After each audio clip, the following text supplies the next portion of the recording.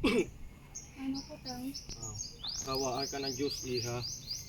Tang, may balita daw ako nga may interesado daw sa ating lupain. Saan? Dito? Hindi ko alam, Tang. Nabalitaan ko lang Na ano? na may interesado sa ating lupain. Anong gagawin nila sa ating lupain? Hindi ko din alam. Hindi maaari na basta-basta nila kukunin ang ating mga lupain. At ipabatid mo kay Kaling nga na magpapatawag ako ng pulong sa ating lupain. Masusunod po. O mga iya, kayo dito. Ngayong araw, pinapatawag ko kayo dahil may importante tayong pulong dahil para ito sa ating mga lupain. Tungkol saan ang ating pagpupulungan po? Sa ating lupain, nais ang kinin ng gobyerno ang ating mga lupain. Hindi ako papayag na kinin na ating lupain kahit magdana pa ng dugo. Tama yan, tama! Tama!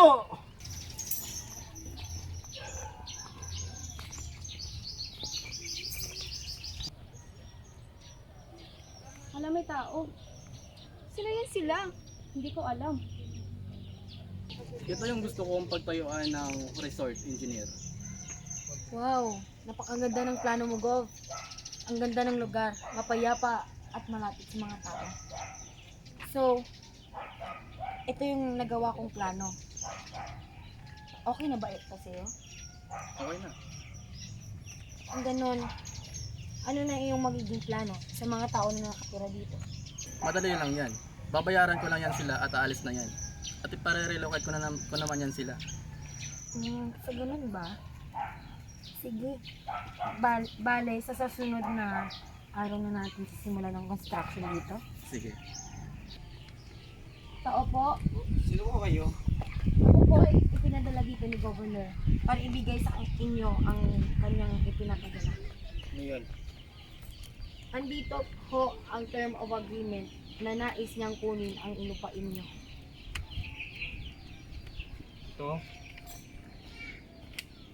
Hindi ako papayag. Wala na kayong magagawa. Mga lapastangan. Wala kayong karapatan sa lupain ito. Hindi namin isusuko ang aming lupain sa inyo. Kalapastanganan! Sipat, sundata, kami ay lalaban. Kahit dumana pa ng dugo. Laban! Laban!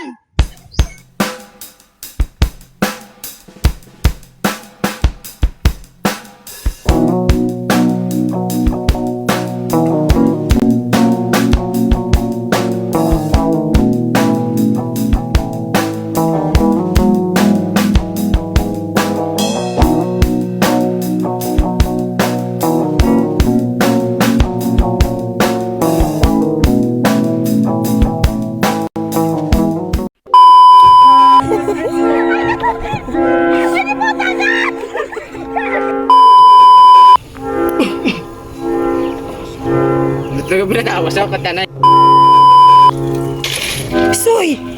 Uy, pagalakat ang isa ko!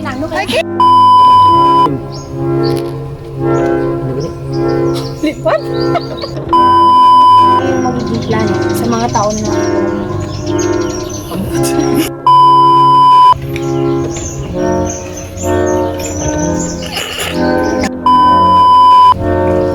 Ako ho ay ipinadala na Yuripota. Wala kayong karapatan sa lupain ito. Pinatawad ah. Suko ang aming lupain. Kalapastanganan! Sisipat!